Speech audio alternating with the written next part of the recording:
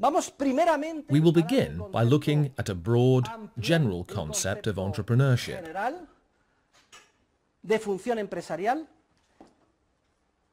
And then, little by little, we will narrow it down and make it more precise, more detailed, more operational. But we will start with the broad, general concept.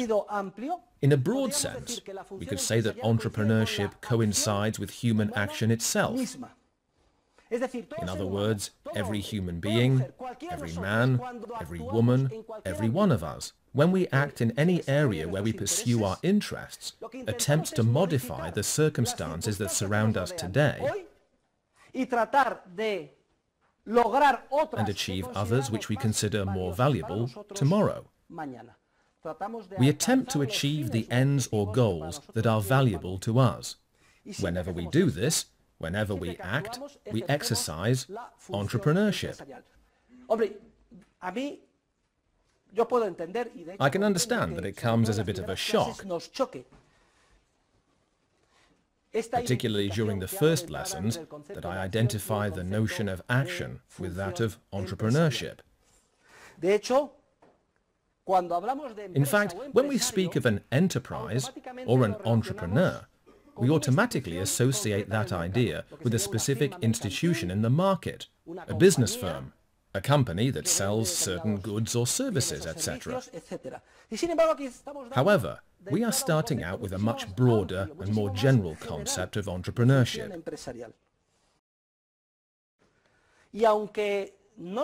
Even if this new general idea of entrepreneurship seems unfamiliar to us at first when we equate it with the idea of human action, the view of enterprise as action is time-honored and has a long tradition behind it.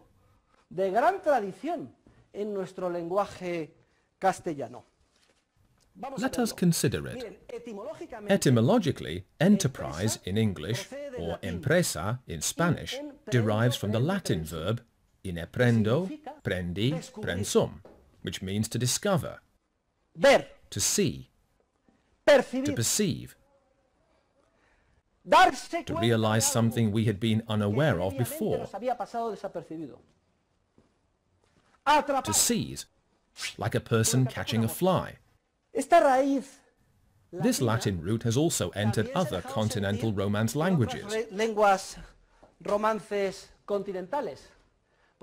For example, in French, entrepreneur has the same etymological origin as empresario in Spanish. Ineprendo, prendi, prensum.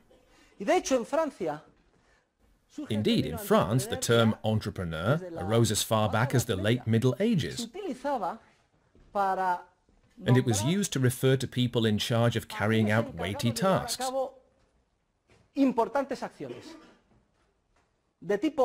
Connected either with war or with the construction of the most important public buildings of the time. By the way, what were the most important public buildings in the Middle Ages in Europe? The cathedrals.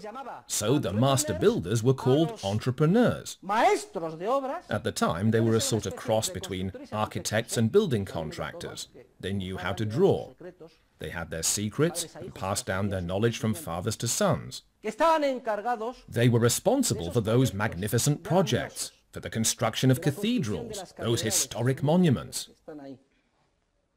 We have many of them in Spain: the Burgos Cathedral, the Segovia Cathedral, the Avila Cathedral, the Sevilla Cathedral. The burgomasters who had this last one built said, "Let us build such a cathedral that those who visit it in the future will exclaim, 'The people who set out to construct this building were crazy.'" It took decades, centuries to build a cathedral. In fact, back then, life expectancy was very short, and the one who started the project might die 10 or 20 years later, and so his son would have to take over, and then his grandson, until at the end of 100 or 150 years, the project came to fruition. Entrepreneurs in France were the people in charge of building cathedrals. In another Romance language very close to Spanish, Portuguese, empreiteiro, an entrepreneur. In Portugal, an empreiteiro is still, even today, a builder. Not long ago, I was responsible for a building project in Portugal, and one day someone came up to me and said, "The empreiteiro has just arrived," and it was the builder. Imagine that. In Portugal, even nowadays, the meaning originally attached to the term entrepreneur in France still survives.